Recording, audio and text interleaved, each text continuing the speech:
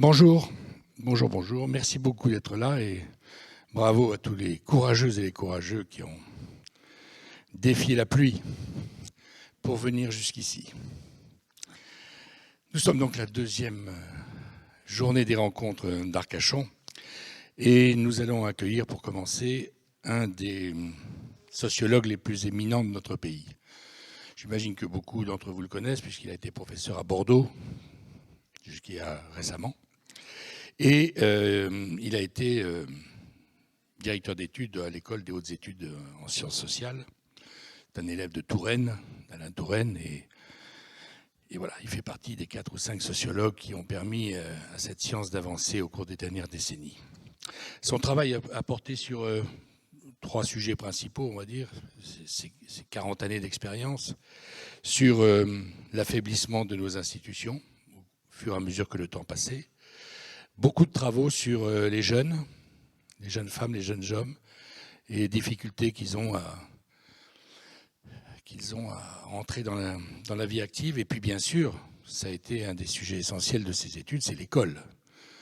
François Dubé a été monsieur école en France pendant 10 ans, les rapports sur ce qu'il fallait faire. Et c'est une personne qui a été très, très influente sur l'évolution de l'école au cours des dernières décennies. Mais la raison pour laquelle nous avons invité M. Dubé aujourd'hui, François Dubé, n'est pas l'école. Il se trouve que, pas de rapport direct avec l'école, on va dire plus exactement. Et il a écrit un livre qui est publié au mois de fin mars, début avril, qui s'appelle, aux éditions du Seuil, qui s'appelle « Le temps des passions tristes ». Et c'est un livre qui n'est pas très épais, 110 pages, mais dont le contenu est absolument formidable. Vous connaissez tous des livres inverses, très épais et des choses moins formidables à l'intérieur.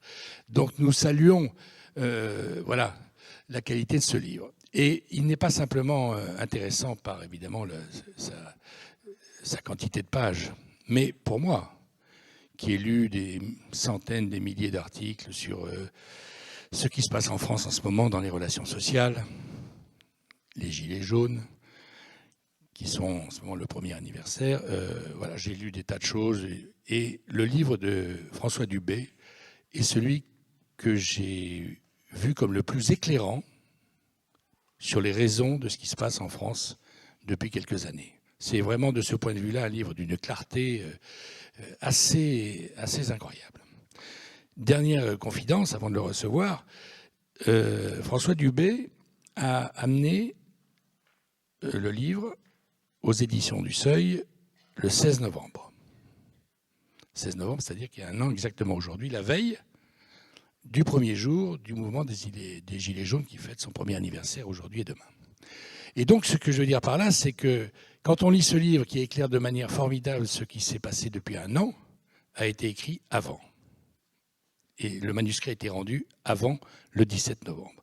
Tout ça pour dire que les gens qui travaillent pendant des décennies sur un sujet et qui s'appellent des sociologues, c'est quand même intéressant de les avoir dans notre pays. Voilà.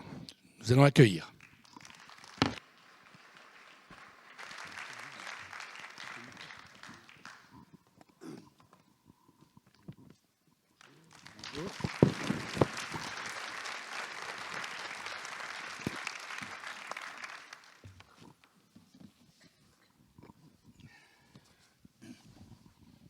Bonjour François Dubé. Bonjour. Et merci beaucoup d'être venu de si loin, de Bordeaux, pour venir jusqu'à Arcachon nous voir. Alors, je dis ça sérieusement parce que, voilà, vous aimez bien choisir les endroits où vous allez. Vous aimez bien, choisir et vous ne... C'est plus facile de venir à Bordeaux, à Arcachon qu'ailleurs. Oui. Oui. Alors, je disais que ce livre avait été, pour moi et pour d'autres, nous sommes plusieurs, on va dire, professionnels de l'information à avoir lu votre livre et à avoir eu le même sentiment. Bon, il n'est pas optimiste, votre livre. Ça se voit dans le titre, mais c'est vrai que c'est un peu... il est formidablement intéressant, mais on s'inquiète à sa lecture, on va dire, un petit peu. De manière générale, comme ça, c'est... Oui. Mais vous qui êtes sociologue depuis 40 ans, allez, on va dire 40 années, qui avez étudié la jeunesse, qui avez étudié l'école, qui avez étudié l'espèce de dégradation des institutions au fur et à mesure que le temps passe, avant de commencer de parler de ce livre précis, quel est votre... voilà, avant de vous endormir le soir, vous vous dites quoi de notre pays et de l'évolution ? Non, d'abord, je voudrais dire que je trouve qu'avant, c'était pas formidable. Mais on a souvent une nostalgie. L'école républicaine d'autrefois était magnifique. L'hôpital marchait formidablement bien. On oublie qu'il y avait des salles communes avec 30 malades. Enfin, on vit de plus en plus longtemps. On ne s'appauvrit pas. Je ne pense pas que tout va de mal en pis. Je pense que on vit dans un monde qui se transforme plus qu'il ne se dégrade d'une certaine façon. Et que c'est ça qui est un peu inquiétant. En tout cas, qui nous inquiète en France particulièrement, parce que je dirais que la France est un pays qui s'est représenté comme étant, au fond, l'incarnation de la société. Je veux dire, quand j'avais 20 ans, je vivais entre le général de Gaulle et le Parti communiste. Bon. Et l'un et l'autre étaient d'accord sur le fait que la France était un pays industriel, souverain, autonome, que la France était une nation homogène dans laquelle les immigrés avaient la courtoisie de devenir français et de faire oublier d'où ils venaient. Enfin, on vivait dans une société dans un cadre qui était de ce type, ce qui ne veut pas dire que les inégalités étaient bien plus grandes à cette époque-là qu'elles ne sont aujourd'hui. Je prends un exemple très simple. Les inégalités hommes-femmes, quand on dit ça, généralement, on se fait engueuler, mais les inégalités hommes-femmes se sont considérablement réduites. Bon, les femmes ne travaillaient pas, des études leur étaient interdites, enfin, voilà. Donc, tout ne va pas de pire en pire. Voilà. Et en particulier, moi, j'ai fait ce petit essai parce que, d'une certaine façon, j'étais frappé par le climat qu'il y avait en France, mais ce climat... il suffit d'ouvrir n'importe quelle chaîne d'information continue pour avoir, quand on est normalement constitué, une forme de nausée, quoi. D'ailleurs, tout est terrible, tout se dégrade, on s'insulte, on ne croit pas à la vérité, on est paranoïaque, c'est la faute aux musulmans, aux juifs, aux capitalistes, aux Américains. Enfin, il y a quand même un climat un peu détestable de ce point de vue-là. Et de l'autre côté, quand je regarde les inégalités sociales en France, évidemment, certaines inégalités se sont creusées. En particulier, si ça vous intéresse, la lecture est un peu lourde parce que les livres sont un peu gros, mais les travaux de Piketty sont incontestables là-dessus. Je veux dire, les 0,1% explosent. Et pire que ça, ils font sécession. Ils sont plus dans la société, ils se cassent, quoi. Ils ne paient plus d'impôts, ils se barrent. Si les marchés financiers ne leur vont pas, ils vont jouer ailleurs. Donc il y a de vraies inégalités qui se développent. Le taux de pauvreté s'est plutôt réduit et ne bouge guère. Donc l'hypothèse que j'ai faite, c'est de dire il ne s'agit pas tant de raisonner en termes d'explosion des inégalités ou de réduction des inégalités, parce que c'est assez compliqué. Certaines inégalités se creusent. On va y revenir en et détail. Certaines se dégradent. Moi, la question que j'ai posée est de savoir si les inégalités se transforment. Ouais. Et mon hypothèse, c'est qu'au fond, nous vivions dans un système d'inégalités et que nous passons dans un autre. Et que c'est ça qui crée cette espèce de panique et de climat que je trouve personnellement pas formidable. On va rentrer dans ce point en détail parce que c'est un des fondements de votre livre. Une question juste avant. On a dit que vous avez apporté ce livre le 16 novembre à l'éditeur. Et donc, voilà, juste la veille du déclenchement officiel des Gilets jaunes. Est-ce que vous apportez le lendemain, voilà. Est-ce que vous qui aviez écrit ce livre, vous avez été surpris par la date qui était le lendemain, par l'étendue, j'allais dire, l'étendue qu'il a pris et par les formes qu'il a prises? Oui, en quelques mots. D'abord, j'ai fait Vous l'auteur de ce livre, c'est pour ça que ça m'intéresse d'avoir d'avoir votre les Gilets réponse à jaunes, vous. mais je ne suis pas responsable des Gilets jaunes, il faut quand même préciser. Personne n'avait pensé à vous à ce moment-là. Et petit détail, quand j'ai reçu les épreuves du livre, après l'avoir envoyé, j'ai écrit 10 lignes sur les Gilets jaunes parce qu'ils étaient là. Bon, évidemment, j'ai été surpris. Et je suis, comme tout le monde, extrêmement surpris par la durée de ce mouvement, par la force de ce mouvement, par la popularité de ce mouvement. Aujourd'hui encore, 70% des Français se sentent un peu gilets jaunes, etc. Bon. Donc je suis très surpris par ça. Je suis moins surpris par la nature de ce mouvement. C'est-à-dire, ce que j'avais anticipé au fond, c'est que ce mouvement est une somme de colère individuelle. D'ailleurs, c'est très frappant quand on discute avec les Gilets jaunes, ils parlent, et ils ont raison, deux personnellement, et par l'absence totale de relais politiques institutionnels. Ça c'est quand même d'habitude. Dans le monde normal où nous vivions, les paysans ne sont pas contents, ils mettent du fumier dans la préfecture, la FNSEA, dont généralement l'ancien secrétaire général est devenu ministre de l'Agriculture, discute, les profs font la grève, le ministre discute. Bon, je veux dire, on est dans des mouvements qui fait qu'il y a des colères, mais que ces colères prennent une forme collective et vont finir par se négocier. Voilà, c'est comme ça d'ailleurs, et c'est un système qui peut agacer beaucoup, mais qui est extraordinairement vertueux, parce que d'une certaine façon, il refroidit les colères, il évite les violences. Enfin, on vit dans une société extrêmement peu violente. Enfin, je veux dire, si on regardait l'histoire, ça a saigné beaucoup plus que maintenant. Et si je regarde l'histoire du XXe siècle, au fond, ce système a créé l'État-providence, les progrès, les inégalités sociales ont été réduites. Ce système s'est cassé. Ce système s'est cassé parce que ce mouvement des Gilets jaunes, mais on pourra en prendre bien d'autres cas, n'a pas d'expression politique. Dès qu'un leader est apparu, on l'a immédiatement. Hier, j'avais un débat avec les Gilets jaunes. Pour les journalistes, c'était très compliqué d'en trouver un. Parce qu'ils disent ah non, moi je peux pas y aller, je peux pas parler au nom des autres. Donc personne ne parle au nom des autres. Vous avez un système de défiance incroyable, C'est-à-dire, j'ai pas confiance dans les élus, j'ai pas confiance. Hier, je discutais avec des gens qui disaient j'ai pas confiance dans les statistiques de l'INSEE. Ils nous racontent des blagues. Enfin, donc on est en train de sortir d'un système d'organisation et d'action autour des inégalités, et on est dans une situation qui évoque pour moi une époque que je n'ai pas connue malgré mon grand âge, qui est la fin du 19e siècle. Au fond, au 19e siècle, vous avez des monarchistes d'un côté, des républicains de l'autre, et puis d'un seul coup, on voit arriver des ouvriers et des patrons. Et entre le passage des conservateurs versus républicains au passage droite-gauche, gauche-droite, c'est-à-dire représentant des travailleurs à représentant de la bourgeoisie, pendant 20 ans, vous avez beaucoup de violence, beaucoup de pagaille, beaucoup de difficultés. Et je crois qu'on est dans un moment qu'il faut bien comprendre comme une transformation de notre système d'inégalité. Voilà. Alors, donc, c'est le centre de votre livre. Alors,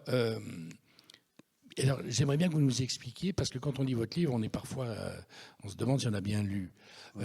Précisément, quand vous parlez du changement de la nature des inégalités et de la manière dont elles sont perçues par ceux qui se sentent frustrés ou inégaux, vous dites que c'est lié à l'égalité des chances, à la mise en place de la chose la plus républicaine qui soit, qui est l'égalité des chances. Entre autres choses. C'est-à-dire que mon hypothèse est que nous avons vécu pendant un siècle à peu près dans l'idée que les inégalités étaient des inégalités de classe.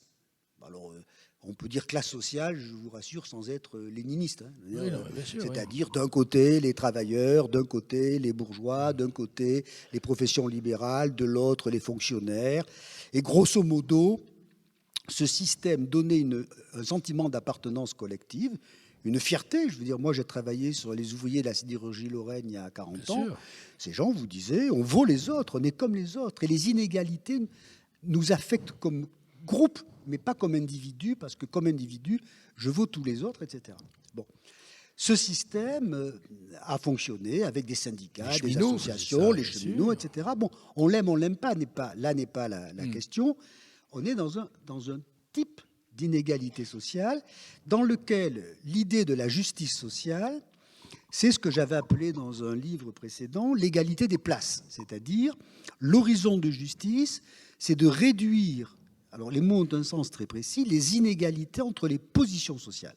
C'est-à-dire, les gens qui produisent des richesses se font spolier, entre guillemets, et par l'impôt progressif, par les services publics, on va réduire les inégalités. Je signale que ça reste très efficace, parce que si vous prenez en France les inégalités de revenus, je laisse le patrimoine, où là, ça explose, mais le revenu simplement, entre les 10% les plus riches et les 10% les plus pauvres avant impôt et avant prestations sociales, l'écart est de 7.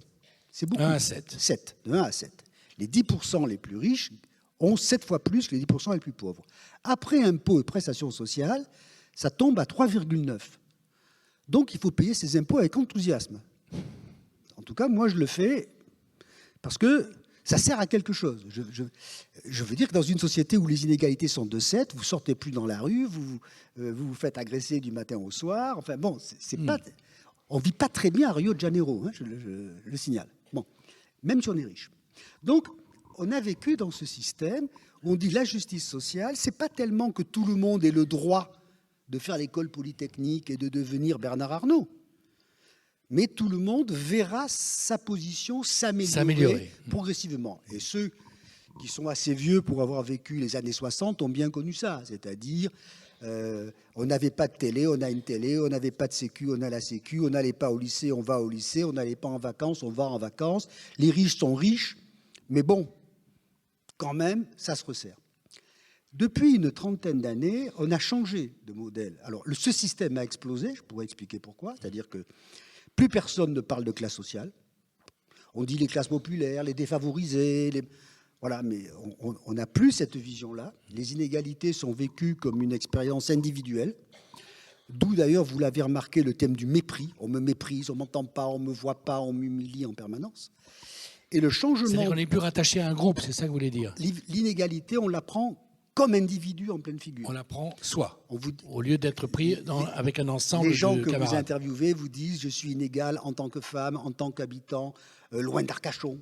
Loin de Bordeaux, j'ai des diplômes, mais j'ai pas le boulot qui correspond, j'ai le boulot qui paye, mais comme j'ai pas de diplôme, on me méprise. Enfin, tout le monde a un pet en travers. Voilà, pour dire les choses. Pas dans cette salle, mais les autres. Pensez toujours à vos amis, jamais à vous. Tout le monde a un pet en travers. Et les 10% les plus riches disent « ouais, mais il y en a de tellement plus riches que nous. » Enfin bon. Voilà. Donc, on a changé de système d'inégalité et le modèle de justice dans lequel nous sommes aujourd'hui n'est plus tellement centré sur la réduction des inégalités de position, mais sur alors je vais parler comme un prof, excusez-moi, mais les mots ont un sens, sur l'égalité des chances d'accéder à toutes les positions inégales. C'est-à-dire que la promesse de justice aujourd'hui, c'est de dire... On comprend pourquoi on n'aime pas aller à l'école hein, quand on entend cette phrase. Oui, mais, je c'est très important. La Bien sûr. promesse de justice, c'est de dire, au départ, tous les individus étant égaux, pour une question de principe, je veux dire, depuis 1789, chacun a le droit de ne pas être discriminé. Le mot discrimination a remplacé le mot exploitation. Je veux dire, aujourd'hui... Il y a 30 ans, le mot discrimination ne faisait pas partie de notre vocabulaire. Aujourd'hui, il n'y a que ça. Le mot exploitation apparaît comme vaguement ringard. Et chacun a le droit de prétendre, a le droit, quel que soit son sexe, sa race, sa culture, etc., aurait le droit, en fonction de son mérite, d'atteindre aux positions les plus inégales. Alors, ce principe de justice, je dois dire, il est philosophiquement incontestable. D'ailleurs, il a toujours été présent dès 1789. Oui, bien sûr. L'égalité en droit, évidemment. Les Américains en ont fait leur principe central de justice, etc. Sauf qu'il a des conséquences, ce principe de justice. La première conséquence, évidemment, c'est que si l'idéal communiste était dur à réaliser, si ça n'a pas marché, l'idéal de l'égalité des chances est encore plus dur à réaliser. Ça supposerait que les parents n'élèvent pas leurs enfants. Ben oui, parce que dès le départ, l'inégalité. Si vous êtes fils de prof, vos chances de réussir à l'école sont très sensiblement supérieures si vous êtes fils de commerçant, fût-il riche. Bon, c'est quand même un détail. Et puis peut-être que Dieu n'a pas été si sympa que ça. C'est-à-dire qu'il a distribué la les santé, gènes, etc. Voilà, bon, bien sûr, voilà. les possibilités. Donc, c'est pas si facile. Et puis, ça supposerait aussi, c'est pour ça qu'il faut prendre les mots au sérieux, ça supposerait qu'il y ait une mobilité sociale parfaite. C'est-à-dire qu'à chaque génération, comme dans une partie de... Tout soit ouvert. On redistribue les cartes. Bon, vous imaginez bien que je ne m'imagine pas dire à mes gosses, t'as fait des classes prépa, maintenant... il faut que tes enfants laissent la place aux autres, parce que c'est plus... Voilà, bon, aucun doute qu'ils ne feront pas, etc. Donc, ce n'est pas facile à réaliser. Mais surtout, ce problème, ce modèle de justice a une forme de cruauté que je voudrais expliquer. C'est-à-dire que l'égalité des chances méritocratiques, ça suppose... Ça fonde l'orgueil des vainqueurs. Et en France, on le sait bien, l'école joue là-dessus un rôle décisif. Si vous avez réussi grâce à l'école, vous êtes autorisé. Comme Alain Juppé, oui. Vous ne devez rien à personne. Enfin, j'aime bien Juppé par ailleurs, mais ça, je ne suis pas le roi des imbéciles. Voilà. Et même, vous allez, dans certains cas, exagérer vos origines modestes pour mettre en évidence votre mérite formidable. Très bien, on s'en fiche. Si on était américain, on fonderait moins notre mérite sur l'école que sur notre réussite économique. Mais bon, nous préférons l'école. Vous avez remarqué, quand vous lisez la rubrique nécrologique du Monde, que vous lisez régulièrement, que vous avez Monsieur Machin, qui a été directeur de cette grande entreprise, haut fonctionnaire, etc. Mais ce qu'on met, c'est École Polytechnique, 1945, reçu deuxième. La seule chose qui compte, quand même, c'est ça. Je peux même raconter qu'une fois, j'ai rencontré Giscard, qui s'est présenté, alors qu'il avait été président de la République, en disant « Valéry Giscard d'Estaing, Polytechnique, ENA. » Bon, quand même, le mec, il avait fait autre chose. Bon, mais ce qui comptait vraiment, quand même, c'était ça. Donc, ça fonde l'orgueil des vainqueurs. C'est pas grave. C'est ridicule, mais c'est pas grave. Le problème, c'est que ça fonde de l'humiliation des vaincus. C'est que dans un système d'égalité des chances, si les vainqueurs ne doivent rien, doivent leur mérite à eux-mêmes, ceux qui ont perdu doivent leurs échecs à eux-mêmes. Et là, ça crée des choses extrêmement douloureuses de frustration, de ressentiment, d'hostilité. Et oui, pour reprendre le problème à l'envers, au lieu d'être victime des classes sociales, on est responsable de son... On est responsable de son sort. Personnellement. Voilà. Et comme on ne peut pas accepter cette responsabilité, on est tenu d'accuser les autres, le système, des complots, d'être responsable, d'avoir été discriminé, d'avoir été traité injustement. Ce qui est vrai, d'une certaine manière. Mais en même temps, vous êtes dans ces sentiments que j'appelle, et ces passions tristes, c'est-à-dire c'est la faute aux autres, on nous méprise, on ne nous voit pas, on nous ignore, etc., etc. Je vais prendre un exemple pour bien me faire comprendre. Alors, mon exemple peut vous choquer. Mais vous vous rappelez tous la formule de Victor Hugo, quand on ouvre une école, on ferme une prison. Formule formidable. C'est-à-dire, l'école vous rend honnête, vertueux, vous payez vos impôts avec enthousiasme, vous êtes libéral, vous n'êtes plus raciste, vous n'êtes pas antisémite, vous êtes formidable, grâce à la culture, ce qui est vrai. Sauf qu'on a ouvert beaucoup d'écoles et beaucoup de prisons. Donc ça n'a pas marché, c'est bien. Et il s'est passé une chose, c'est que les gens qui réussissent à l'école sont effectivement, comme dit Victor Hugo, c'est-à-dire que plus vous avez fait d'études, moins vous êtes raciste, moins vous êtes hostile, plus vous êtes cosmopolite, plus vous acceptez les étrangers, plus vous êtes tolérant, moins vous battez votre femme, etc. Bon. L'inverse. Logiquement. Respecter toutes les situations. Vous êtes ce qu'un Américain appellerait, vous êtes libéral. Ce qui dans le langage international veut dire sympathique, sauf en France où dire libéral devient une insulte pour des raisons étranges. Bon. Voilà. Et c'est vrai, on le constate. Mais en même temps, on s'aperçoit que ceux qui ont échoué dans leurs études sont de moins en moins attachés à ces valeurs, parce qu'au fond, l'école les a exclus, les ayant exclus, les ayant assignés à échouer, eh bien, ils se retournent contre l'institution. Ces valeurs. Et ça se voit très bien dans l'électorat. Si vous prenez l'électorat français, alors je vais être ultra caricatural parce que c'est pas aussi vrai que ça, mais il y a 30 ans, vous pouviez, grosso modo, un électeur de gauche était économiquement moins favorisé qu'un électeur de droite et était scolairement moins qualifié.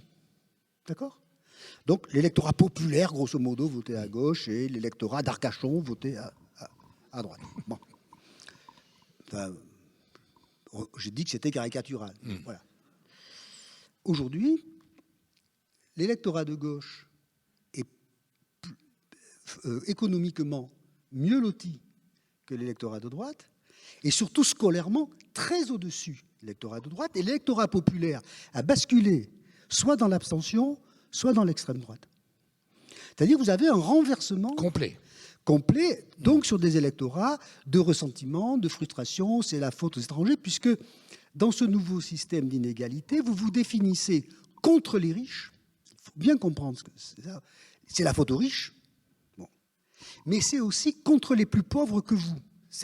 L'électorat Trump est très intéressant là-dessus, parce qu'il est caractéristique de ça. C'est, au fond, je déteste les riches snobs démocrates de Harvard et de la côte Est, ok, mais je déteste encore plus les pauvres qui ne méritent pas qu'on les aide. Et donc, vous avez un système d'inégalité qui se recompose complètement et qui soit trouve des expressions politiques style Trump, Brexit, voilà, c'est-à-dire ce qu'on appelle des populismes au fond, soit n'a pas d'expression politique, ce qui est plutôt le cas Gilets jaunes, d'une certaine manière, où il y a la France insoumise n'a pas récupéré le truc, le Front National a un peu récupéré, mais pas tant que ça. Et donc vous êtes dans cette situation où vous avez des inégalités qui n'ont plus de relais d'expression politique. Et ça, c'est un peu dangereux. C'est ça que dans votre livre, c'est cette notion-là que vous appelez inégalité multiple. C'est une expression que vous utilisez dans votre livre. Ben, si vous voulez, alors ça c'est un peu du jargon de sociologue. Si vous regardez la France des années 50-80, la France industrielle, nationale, ça, vous aviez le statut professionnel d'un individu, et si vous étiez un statisticien de l'INSEE, à partir de là, dans l'ensemble, vous pouvez dire quel est son mode de vie, comment il vote, quels sont ses goûts culturels, quel type de voiture il a, quel type de musique il aime, comment il élève ses gosses, s'il va à la messe. Enfin, je veux dire, à partir de la position professionnelle, vous pouviez déduire un truc. Au fond, la sociologie, pour ceux que ça intéresse, de Bourdieu, c'est ça qu'elle raconte tout le temps. C'est-à-dire, à partir de la position professionnelle, vous avez tout un ensemble de variables qui s'agrègent. Ce système est en train de se défaire. À partir de la position professionnelle, vous avez chaque individu est traversé par des inégalités qui sont plus vraiment congruentes entre elles. Bon. Par exemple, je suis cadre supérieur, moi je fais beaucoup d'entretiens, mais en tant que femme, ça ne va pas. Je suis un retraité assez bien peinard, mais vivant dans le Médoc, c'est pas possible parce qu'il y a trop de déplacements. J'ai des diplômes qui m'ont fait monter dans le système scolaire, mais je ne les ai pas convertis dans le système professionnel, donc ça va pas. Je suis un travailleur, je viens de l'immigration, j'ai fait des études, j'ai du boulot, mais enfin, il faut quand même que je supporte le regard des autres, qui est pas franchement sympathique du matin au soir. Et donc, chacun oui, c'est ça. Les inégalités ayant explosé, plus qu'elles ne se sont agrandies, chacun est traversé par plusieurs inégalités, et le thème qui s'impose à partir de là, dans toutes les enquêtes, c'est le thème du mépris. On me méprise, on me voit pas, on m'ignore. Je ne sais pas si je me fais bien comprendre. Et si vous prenez d'ailleurs, si vous regardez le vocabulaire des plaintes aujourd'hui, le mot mépris est absolument... BFM Télé parle des gilets jaunes parce que BFM Télé nous méprise. BFM Télé ne parle pas des gilets jaunes parce que BFM TV nous méprise. Je trouve d'ailleurs que BFM TV est un peu méprisante. par ailleurs. Bon. Mais vous êtes dans cette espèce de style où l'inégalité n'est plus cette expérience collective, nous les paysans, nous les ostréiculteurs, nous les ouvriers, on est victime d'une injustice du système. Je suis, moi, personnellement, victime d'une injustice discrimination, insupportable. Je suis discriminé. Mais alors, le problème... Et là, ça pose un problème, évidemment. François Dubé, le problème, c'est qu'on voyait bien, vous le disiez tout à l'heure, comment on pouvait régler des problèmes avant, avec des représentants avec qui on pouvait s'expliquer et trouver un compromis entre des positions qui étaient au départ très différentes. Mais dans ce que vous nous dites, c'est-à-dire l'explosion et la dissémination de tous les ressentis, est-ce qu'on peut encore régler des problèmes ?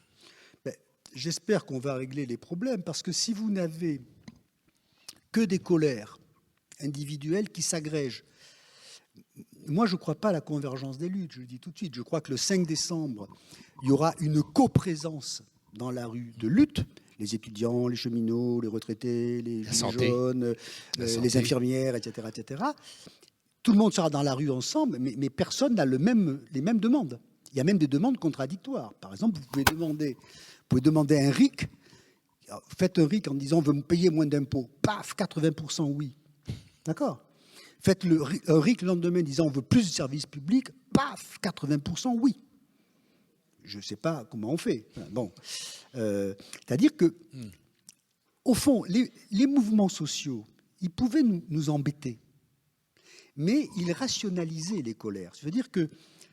Il leur donnait une logique, en tout cas. Oui, mais plus que ça.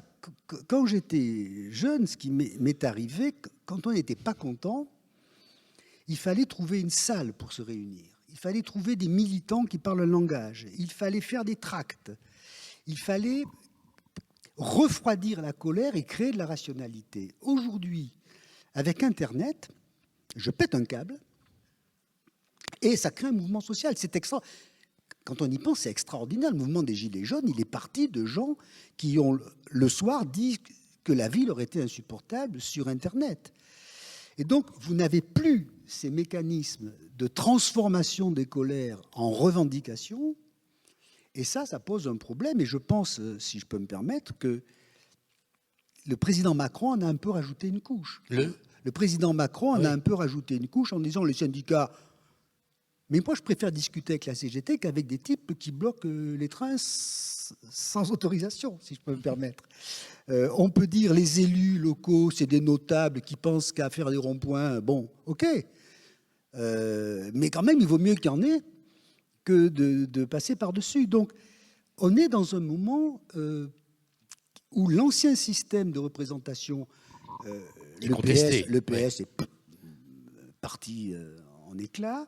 Les Républicains, enfin, je veux dire, c'est pareil que le PS en républicain. Et vous avez aujourd'hui, au fond, partout, une sorte d'opposition d'une classe dirigeante technocratique, libérale, experte, dont Macron est au fond une image assez convenable. Et de l'autre côté, des gens très en colère, mais qui n'ont plus de programme politique, ce qu'on appelle le populisme, c'est-à-dire nous sommes le peuple et vous êtes les élites, mais le peuple n'a pas d'unité. Le peuple, il n'a pas d'unité. Le peuple, ça n'existe que dans le vocabulaire des populistes, ça n'existe pas. Alors, donc c'est un peu... Alors, pardonnez-moi d'insister là-dessus, mais quand vous regardez la vie politique en Hongrie, ce qui est en train de se passer en Allemagne, en Angleterre, en Angleterre, évidemment, c'est incroyable. Quand comme on est près de l'Espagne ici, quand vous découvrez que l'Espagne refabrique un parti franquiste, c'est-à-dire un parti fasciste, c'est pas Vox, c'est pas des fascistes comme chez nous, on traite de fascistes son voisin de palier parce que il a mal garé sa bagnole. Je veux dire, c'est des vrais fascistes, des vrais, qui demandent qu'on abolisse par exemple les lois qui protègent les femmes de la violence conjugale. C'est quand même sympa comme. Enfin, ça donne une image optimiste du monde. Bon, donc on voit que partout, l'Italie, etc., on voit que partout, le vieux système social-démocrate, les syndicats, les gauches, les droites, la vie paroissiale, etc., les mouvements d'éducation populaire, enfin tout ce qui tenait au fond la société, tout ça est en train de voler en éclats et que vous n'avez pas tellement plus d'inégalités, mais cette espèce de face-à-face entre des colères qui s'agrègent, mais qui ne deviennent pas un programme. Et quand vous n'avez plus que l'État et les colères, eh bien, entre les deux, il n'y a plus que la police. Enfin, je veux dire, chimiquement, il n'y a pas d'autre solution. Vous avez des phrases, pour ceux qui vont lire votre livre, vous avez des phrases absolument éclairantes sur le rôle des réseaux sociaux et des chaînes d'information continue. Là, vous les broyez en morceaux en disant qu'ils sont assez responsables quand même pour reprendre le mot que vous utilisiez tout à l'heure, de l'atmosphère générale qui vous avait conduit à écrire ce livre. Alors, il faut être prudent là-dessus, parce que les réseaux sociaux sont un formidable progrès démocratique. Bien sûr. Bon. C'est-à-dire, je n'ai plus besoin de passer par l'autorité de l'instituteur, du militant, du curé, pour accéder à l'espace public. J'y accède directement. Et la défiance des clercs, dont je fais partie, à l'égard des réseaux sociaux, c'est la défense des curés à l'égard de l'invention de l'imprimerie au XVIe siècle. Il faut rappeler que notre monde catholique a détesté l'imprimerie, parce que si tout le monde se mettait à lire, où est-ce qu'on allait ? Bon. Et je rappelle que les instituteurs de l'école républicaine de Jules Ferry se méfiaient comme de la peste que les gamins lisent, parce qu'ils allaient lire n'importe quoi. Bon, quand même terrible. C'est dangereux. Ouais. C'était dangereux. Donc, c'est un progrès, c'est bien, etc. Le problème, évidemment, c'est que vous avez à ce moment-là des disparitions de systèmes d'autorité, de légitimité. C'est-à-dire que, au fond, sur le réseau social, l'avis de l'expert en vaccins, en santé publique, et l'avis de la personne qui connaît une personne, qui connaît une personne, qui connaît une personne, dont les enfants ont eu des boutons après qu'on les ait vaccinés, ont à peu près la même valeur. Et là, ça devient embêtant. L'avis de celui qui dit « je pense raisonnablement que la Terre est ronde », après tout, est une forme de mépris et d'insulte à celui qui dit « mais enfin, j'ai bien l'expérience qu'elle est plate, et pourquoi que mon expérience ne vaudrait pas celle des autres ?» Voilà. Donc, on a un problème de ce point de vue-là, qui est qu'on va devoir... Il n'y a pas de hiérarchie, oui, c'est ça. On va devoir... Moi, je ne pense pas qu'il faut qu'il y ait des instances de vérité comme l'était l'Église ou l'école. Mais il va falloir qu'il y ait une formation des élèves sur la manière dont on produit des vérités.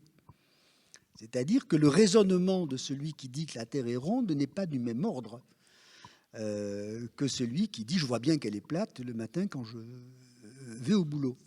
Donc, on est là devant un problème, et évidemment, cette espèce d'hyperdémocratie de l'opinion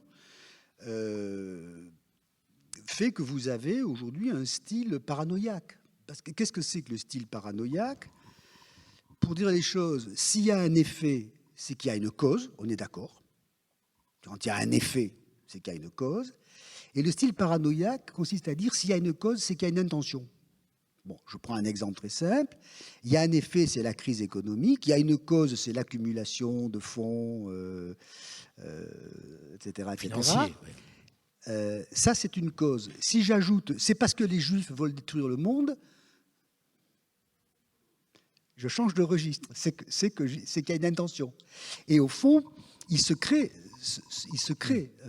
largement ce style paranoïaque. Hier, je discutais avec des gens qui sont sur les ronds-points, qui sont extrêmement sympathiques, mais de toute évidence, ils vous disent les données de l'INSEE, c'est bidon. Tout ça, c'est fait exprès. On nous mène en bateau. On nous parle pas, on ne nous parle pas, c'est qu'on nous méprise. On nous parle, c'est qu'on nous méprise encore plus. Donc vous dites, il y a un problème. Et je crois que c'est pas un problème psychologique, c'est un problème de système institutionnel et de système politique. Les institutions, les partis, les syndicats, ça servait à ça, à créer une opinion relativement rationnelle. Mais comme ils ne reviendront pas dans les années qui viennent, tout de suite, comment on gère ? Lénine posait une bonne question, que faire ? Oui, c'est la réponse qui posait plus de problèmes. Oui, c'est pour ça que je vous pose la question. Alors, moi je crois que d'abord, il n'y a pas de raison d'être totalement désespéré. Je crois quand même qu'il faudrait avoir des... Vous évoquiez mon rapport aux chaînes d'infos continues. Je trouve que oui, elles se conduisent mal, parce qu'au lieu d'éclairer le débat, elles hystérisent.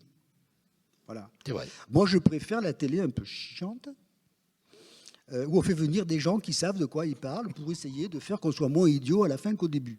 Mais quand j'ai un débat Zemmour, machin, si j'étais pas intelligent au début, mes chances de progrès sont quand même extrêmement faibles. Parce que l'objectif du débat... C'est pas de trouver une... Oui, non, mais c'est pas... Oui. On est hors rationalité, je veux dire. Oui. Voilà. Bon, ça c'est un problème qui pourrait se poser et qu'on pourrait éventuellement avoir la volonté de régler. La seconde chose, c'est qu'il va falloir trouver des modes de représentation de ces colères sociales. Bon. Alors, peut-être que c'est des modes de représentation territoriaux. On voit bien que c'est vers ça qu'on est en train de se... C'est juste, oui. On dit au fond... Que tout ne dépend pas que d'un seul homme dans un pays. Évidemment, c'est peut-être faux, mais par exemple, la haine qui s'est manifestée contre Bordeaux, il est bien évident que c'est parce que Bordeaux, c'est riche, c'est snob, ça ressemble à un roman de Mauriac, zut. Voilà, et que, bon... Alors, tout ça est très désagréable parce que, je le rappelle, il y a plus de pauvres dans Bordeaux qu'il y en a dans les zones pauvres à côté. Hein. Bon. D'ailleurs, il faut remercier les pauvres de Bordeaux qui, pendant un an, ont écrasé. Vous imaginez si les banlieues s'étaient mises dans la fête, vous auriez eu tuerie entre les gilets jaunes et les banlieues et un arbitrage de la police au milieu. Bon. Donc, c'est pas aussi simple, mais il faudra trouver des modes de représentation. Je crois qu'il faut aussi, mon sentiment, c'est qu'il faut revenir au travail. Moi, je suis très frappé par la disparition du thème du travail. Je ne dirais pas simplement de l'emploi. J'ai du mal à imaginer que on ne construise pas sa vie autour d'un travail créatif et intelligent. Or, aujourd'hui, on a le sentiment que depuis 40 ans, le thème de l'emploi est si obsédant, à juste titre, qu'on a à peu près oublié le thème du travail. Et je suis content que ça revienne avec les infirmières, les médecins, des gens qui disent « Oh, il n'y a pas que les horaires, il n'y a pas que tout ça. » Donc, je pense qu'il y a des choses à faire là-dessus. Et puis, je crois aussi que la France devrait être décentralisée un peu plus qu'elle ne l'est. On s'aperçoit, quand on regarde la société française, et nous, les gens d'Aquitaine, au fond, on a ce sentiment assez profond, c'est que quand on la regarde d'en haut, au fond, elle donne un sentiment d'effondrement, de tragique. Quand on la regarde d'en bas, c'est pas si mal que ça. Je veux dire, vous avez un débat, par exemple, sur, pour prendre des débats qui fâchent, sur l'islam, le danger, etc., etc. Bon, c'est terrible. On sait pas. Bon. Vous regardez comment à Bordeaux vivent les gens d'origine immigrée, les Bordelais, ben ma foi, ils vont sur les mêmes marchés, ils s'entretuent pas, ils vivent bien, il y a plein d'associations. Je veux dire, la vie sociale est pas dégradée au point qu'on l'imagine. Au point qu'on peut le comprendre d'après ce qu'on en... Ce qui est dégradé, c'est sa représentation. Ça, c'est très clair. Je crois aussi qu'il y a des choses qu'on pourrait imaginer. C'est que même si maintenant il est clair qu'on est dans une société de l'égalité des chances méritocratique, je ne peux pas m'empêcher de penser à un grand philosophe américain qui s'appelait John Rawls, en disant « D'accord, il faut vivre dans des sociétés méritocratiques, mais elles ne sont vivables que si le sort des vaincus est le meilleur possible. » C'est-à-dire que, bien sûr que les meilleurs gagnent, ok, mais ça n'est acceptable que si les vaincus ne sont pas humiliés, s'en sortent bien. Je veux dire que, moi qui suis plutôt un spécialiste de l'école, je m'en fiche qu'il y ait des grandes écoles, je m'en fiche qu'il y ait des élites. Moi, mon souci, c'est que vont devenir ceux qui ont raté leurs études et qui sont mécaniquement créés par le système. Je veux dire, et dont on n'a pas exploré toutes les possibilités. Et dont on n'explore pas toutes les possibilités, auxquelles on dit tu es nul, c'est terminé pour toi. Donc, je crois qu'il y a des enjeux qu'on pourrait toujours poser, mais mon sentiment, c'est que nous sommes historiquement dans un moment, pour dire les choses comme ça, où les vieux systèmes de représentation se sont défaits. L'expérience montre que ça ne se refabrique pas en 24 heures. Mais voilà, c'est ainsi. Mais quand on regarde la situation de l'Italie, maintenant celle de l'Espagne, celle de l'Angleterre, celle dans laquelle va l'Allemagne, je rappelle que les pays scandinaves, dont la Norvège, qui est un pays de rente pétrolière comme les pays arabes, plus luthériens, c'est-à-dire ils ont tout pour être... ben, ils ont quand même 30% de fachos sans immigrés avec du pétrole. Enfin, je veux dire, bon. Donc, il y a quand même Et c'est quoi un l'explication? basculement. Moi, je crois Pour que finir, juste comme ça, c'est... le basculement, c'est que les gens, nous avons vécu dans des sociétés que l'on se représentait comme étant des sociétés industrielles et nationales. Alors, les deux mots ont du sens. Industriel, ça veut dire des sociétés qui produisent l'essentiel de leur richesse, etc. Et nationales, c'est-à-dire des sociétés culturellement homogènes. La France est très intéressante là-dessus. Si vous prenez la loi de 1905, la loi de la laïcité, c'est une loi qui sépare l'Église et l'État dans une France dont tous les Français sont catholiques, sauf que certains vont à la messe et que d'autres détestent les curés, mais ils sont tous catholiques. Voilà. C'est-à-dire, ils appellent tous leurs enfants Pierre, Marie, Jacques, ils fêtent Noël, ils mangent du poisson le vendredi, etc., etc. Ce monde-là a disparu, c'est fini, ça ne reviendra pas, ce n'est pas la peine de l'imaginer. Pas simplement parce qu'il y a des étrangers, mais parce que les Français qui vont à la messe, il n'y en a plus. Enfin, c'est devenu des minorités. Il y a moins de Français qui vont à la messe que de Français qui jouent à la pétanque. Bon, quand même, bon, voilà. Non, mais c'est comme ça. Je veux dire, c'est pas. On peut regretter. Donc, cette France nationale-là, voilà, bon. Elle a disparu. En même temps, on vivait dans des sociétés qu'on pourrait appeler westphaliennes, c'est-à-dire telles que les avait définies le traité de Westphalie au XVIIe siècle, c'est-à-dire disant, au fond, un État, une nation, c'est une communauté culturelle qui a un État souverain dans une économie nationale. Moi, j'évoquais tout à l'heure le général de Gaulle et le Parti communiste. Je veux dire, en 1965, il va de soi que la France a un État souverain avec son armée, sa bombe, sa monnaie nationale, que les Français peuvent acheter les voitures qu'ils veulent à condition que ce soit des Renault ou des Peugeot. Citroën. Voilà. Non, mais on vit dans une économie nationale et il va de soi que les immigrés, c'est des gens qui vont devenir français à brève échéance. Ce monde-là a disparu. Et comme il a disparu partout, je crois qu'il crée un véritable sentiment de panique. C'est-à-dire... Qu'est-ce qu'on va devenir, oui. C'est-à-dire, nos États ne sont plus économiquement souverains. C'est pour ça que ça serait mieux qu'il y ait une Europe qui nous maintient un niveau de souveraineté, en tout cas. Nos sociétés ne seront plus nationalement homogènes, c'est même pas la peine de l'imaginer. Voilà, donc cette rupture historique est si extraordinaire quand on y réfléchit que d'une certaine façon, les colères, les mouvements sociaux, ils prennent cette forme d'explosion, de désagrégation. Il n'y a pas de raison d'être pessimiste. Moi, je ne suis pas collapsologique, je ne pense pas que c'est la fin du monde. Oui. Mais je crois que si on comprenait au moins ce qui se passe, ça serait déjà... un début. Pas si mal. Voilà. Vous savez combien, juste pour dire que rien n'est perdu, vous savez combien il y a de bénévoles en France? Bénévole dans son acceptation précise, c'est-à-dire quelqu'un, pas simplement qui donne de l'argent au Resto du Cœur, non, ça ne sont pas des bénévoles, hein. Des gens qui font quelque chose, qui passent une partie de leur mois ou de leurs 6 mois à faire des heures pour aider les autres. 13 millions. 13 millions de Français sont bénévoles en France. Et ça, c'est... Voilà. Oui, mais ça c'est quand même quelque chose. Ça, c'est une énigme française. D'ailleurs, il y a un livre de... C'est pas une énigme, c'est formidable. Non, il y a une énigme française, c'est un livre de Gabriel Lebras qui prend les statistiques objectives de la France. Oui, lui, c'est le géographe. Le géographe qui dit, voilà, les inégalités, c'est ça. Voilà, la redistribution sociale, c'est quand même 34% du PIB de la richesse. Notre état de santé, c'est ça, etc., etc. Et qui, en face, met des sondages. C'est absolument dingue. Je veux dire, la France... Les Français ont le même taux de confiance dans leurs hommes politiques que les Turcs. Je veux dire, Balkany, c'est Balkany, mais enfin, grosso modo, il n'y a pas que ça. Les Français sont persuadés depuis les années 60 qu'ils s'appauvrissent. Or, je vais donner un truc qui fait toujours rugir, mais en 2000, parce que c'est les données que j'avais, en 2000, un RMiste, en 2000, a un niveau de vie supérieur, c'est-à-dire il consomme plus qu'un ouvrier au SMIC de 1980. D'accord ? Quelqu'un qui est au RMI en 2000 vit mieux, il ne vit pas bien, mais il vit mieux qu'un ouvrier 20 ans plus tôt.